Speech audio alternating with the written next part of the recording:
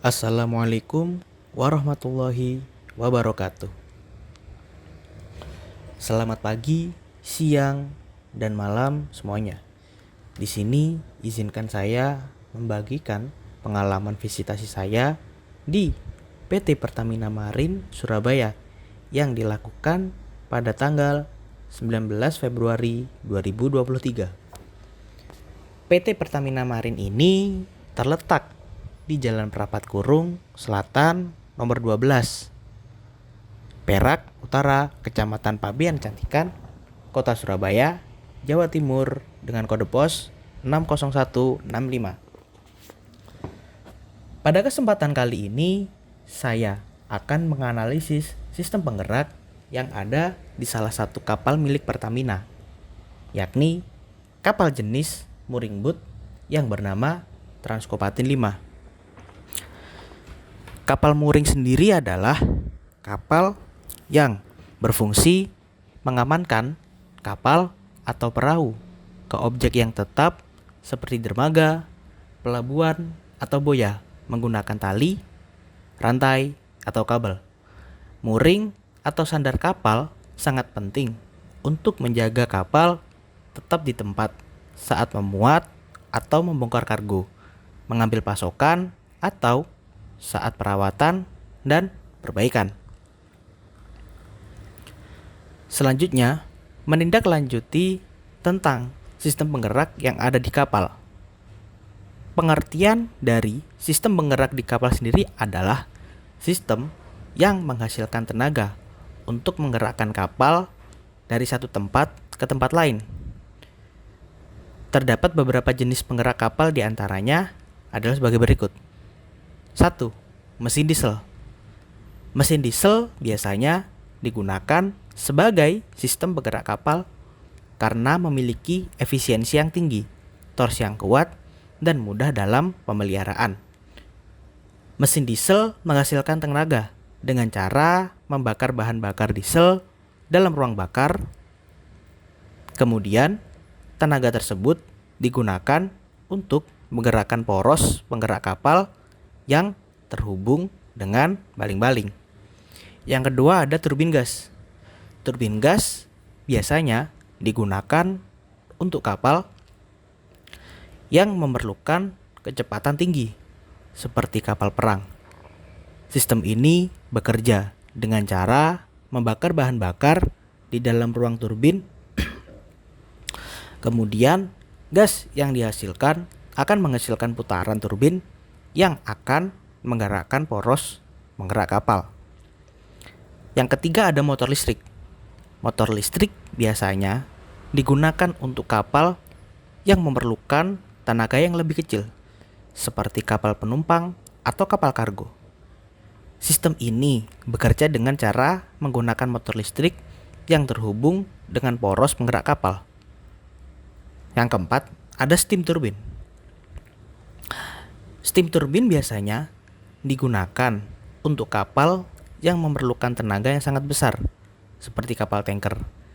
Sistem ini bekerja dengan cara menggunakan uap air yang dihasilkan dari pemanasan air di dalam boiler. Kemudian, uap tersebut diarahkan ke turbin yang menghasilkan putaran dan menggerakkan poros penggerak kapal. Yang kelima ada sistem hybrid. Sistem hybrid adalah kombinasi dari beberapa jenis sistem penggerak kapal, seperti mesin diesel dan motor listrik. Sistem ini digunakan untuk mengurangi konsumsi bahan bakar dan mengurangi emisi gas buang. Nah, dari kelima jenis sistem penggerak yang ada di kapal, untuk kapal Transkopatin 5 ini memiliki sistem penggerak mesin diesel 4 silinder, di mana mesin tersebut memiliki 4 langkah dalam pengoperasiannya. Di antaranya, yang pertama yakni langkah hisap. Langkah hisap adalah proses masuknya udara ke dalam ruang silinder. Pemasukan udara ini terjadi ketika piston bergerak dari TMA atau titik mati ke atas ke TMB atau titik mati bawah. Gerakan ini akan memperbesar volume di dalam silinder mesin, sehingga udara dari luar masuk melewati intake valve. Yang kedua ada langkah kompresi. Nah, pada langkah kompresi ini berlangsung seusai langkah hisap. Ketika piston sudah sampai ke TMB di akhir langkah hisap, piston akan kembali naik ke TMA. Akibatnya, ada penyempitan volume silinder. Pada kondisi ini, baik intake valve maupun exhaust valve tertutup, sehingga penyempitan ruang silinder ini akan mengkompresi udara yang ada di dalamnya. Yang ketiga ada langkah usaha. Langkah usaha atau langkah pembakaran adalah proses terjadinya pembakaran di dalam mesin. Pada proses inilah solar dimasukkan melalui injektor ke dalam ruang bakar. Yang keempat ada langkah buang. Langkah buang adalah proses pengeluaran gas sisa pembakaran dari dalam ruang bakar. Proses ini terjadi saat piston kembali naik ke TMA seusai terkena daya ekspansi pembakaran. Saat langkah ini, exhaust valve terbuka sehingga gerakan naik piston akan mendorong gas sisa pembakaran untuk keluar. Pada dasarnya mesin diesel 4 silinder pasti memiliki kelebihan maupun kekurangan. Berikut merupakan kelebihan mesin diesel 4 silinder. Yang pertama, efisiensi bahan bakar yang lebih tinggi. Mesin diesel memiliki efisiensi bahan bakar yang lebih tinggi dibandingkan mesin bensin karena perbandingan udara bahan bakar yang lebih tinggi. Kedua, daya tarik yang lebih tinggi. Mesin diesel memiliki torsi yang lebih besar pada putaran rendah yang memberikan akselerasi yang lebih cepat dan daya tarik yang lebih panjang. Yang ketiga, umur panjang. Mesin diesel biasanya lebih tahan lama dibandingkan mesin bensin karena tekanan lebih besar pada suhu yang lebih rendah yang memperpanjang umur mesin. Yang keempat, pemeliharaan yang lebih mudah. Mesin diesel tidak memiliki sistem pengapian, busi, atau sistem pengisian bahan bakar, yang berarti bahwa pemeliharaannya lebih sederhana. Selanjutnya ada kelemahan dari mesin diesel 4 silinder. Yang pertama, biaya yang lebih tinggi. Mesin diesel biasanya lebih mahal daripada mesin bensin. Karena apa? Karena perangkatnya yang keras, yang lebih rumit, dan lebih berat. Yang kedua ada tingkat emisi yang lebih tinggi. Mesin diesel memiliki tingkat emisi yang lebih tinggi dibandingkan mesin bensin karena mesin diesel menggunakan bahan bakar yang lebih berat. 3. Berisik. Mesin diesel umumnya lebih berisik dibandingkan mesin bensin karena suara diesel yang khas dan suara ketukan mesin yang lebih keras. Yang keempat, perawatan lebih sulit. Mesin diesel memerlukan perawatan yang lebih teratur dan lebih mahal daripada mesin bensin karena penggantian filter bahan bakar yang lebih sering dan perawatan sistem pembuangan yang lebih rumit. Selanjutnya, pada kapal Transkopatin 5 ini terdapat FOT atau fuel oil tank.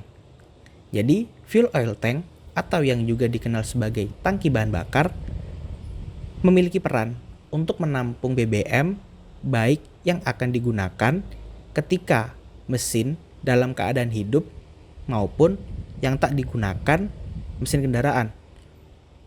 Untuk kapal Transkopatin 5 memiliki kapasitas FOT sebesar 500 liter dikali 2 sehingga total kapasitas ruang fuel oil tank sebesar 1 ton.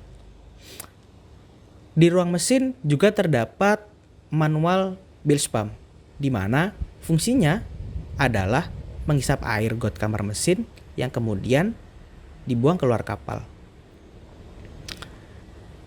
Dalam kelistrikan atau dalam sistem kelistrikan, kapal Transkopatin 5 ini menggunakan aki. Kenapa tidak menggunakan generator saja? Nah, Jawaban ini saya dapatkan dari narasumber, yakni salah satu kru kapal. Jadi, kenapa kapal Transkopatin 5 ini menggunakan aki? Karena pada dasarnya kapal Transkopatin 5 ini hanya menggunakan daya yang sedikit, tidak banyak menggunakan daya listrik secara berlebihan. Kapal mooring ini juga tidak menggunakan hidrolik dalam proses pelaksanaannya. Sehingga dengan semua opsi-opsi tersebut, maka dipilihlah aki sebagai sumber kelistrikan yang ada di kapal ini. Aki atau akumulator listrik baterai adalah alat elektrokimia yang dibuat untuk mensuplai listrik ke sistem starter mesin, sistem pengapian, lampu-lampu, dan komponen kelistrikan lainnya. Alat ini merupakan sumber arus listrik yang searah yang dapat menggunakan energi kimia menjadi energi listrik. Dan alat ini juga sebagai penyimpan daya listrik dari hasil reaksi kimia. Pada saat proses aki kehilangan energi kimia, maka alternator mensuplai kembali ke dalam aki yang disebut pengisian. Pengisian dan pengeluaran ini terjadi berulang kali dan secara terus-menerus. Arus yang berasal dari akumulator yaitu arus searah atau arus DC. Kapal Transkopatin 5 ini juga memiliki sistem water cooling, di mana pengertian sistem water cooling pada kapal adalah sebuah sistem pendingin yang digunakan untuk mengontrol suhu mesin kapal dan mematikan agar suhu mesin stabil. Sistem ini biasanya terdiri dari pompa air, radiator, dan pipa-pipa yang mengalirkan air pendingin ke mesin kapal. Selanjutnya ada prinsip kerja dari water cooling ini. Prinsip kerjanya yakni air pendingin diambil dari laut atau dari tangki penyimpan air di kapal dan dipompa ke radiator yang terletak di atas dek kapal. Radiator menghilangkan panas dari air pendinginan dan kemudian air pendingin yang sudah dingin dialirkan ke mesin kapal melalui pipa-pipa. Air panas yang keluar dari mesin kapal kemudian dikembalikan ke radiator untuk didinginkan lagi sebelum dialirkan kembali ke mesin. Sistem water cooling pada kapal sangat penting untuk menjaga kinerja mesin kapal dan mencegah kerusakan akibat overheating. Hal ini sangat penting terutama dalam pelayaran jarak jauh, di mana kapal harus beroperasi dalam waktu yang lama tanpa perbaikan atau pergantian suku cadang yang mudah dilakukan. Berikut merupakan tampak perspektif dari ruang navigasi yang ada di kapal mooring Transkopatin 5. Di dalam ruang navigasi terdapat data-data yang penting yang ada di kapal beserta peralatan navigasi yang menunjang kinerja. Dan selanjutnya yakni data utama dari kapal Transkopatin 5. Bisa dilihat pada gambar. Nama dari kapalnya sendiri yakni Transkopatin 5. Tipe dari kapalnya sendiri yakni mooring boat. Untuk hull type-nya single hull. Dibuat di PT Ben Santosa Shipyard pada tahun 2019. Selanjutnya di engine dan machinery. Untuk merek dari main engine-nya sendiri yakni Yanmar. Engine type-nya 4LH HT. Output dari main engine-nya yakni 2 dikali 110 horsepower. Dikarenakan kapal ini menggunakan twin screw. Selanjutnya principal dimension dari kapal Transkopatin 5. Untuk panjang keseluruhan dari kapal ini yakni 14 meter. lebar 4,2 meter, tinggi 2,5 meter, dan untuk draftnya 1 meter. Kapal ini memiliki DWT sebesar 27 DWT, not-tonnya sebesar 9 ton, kru sebesar 2 orang, dan kapasitas dari fuel oil tank sebanyak 2 dikali 500 liter. Lalu untuk vessel speed,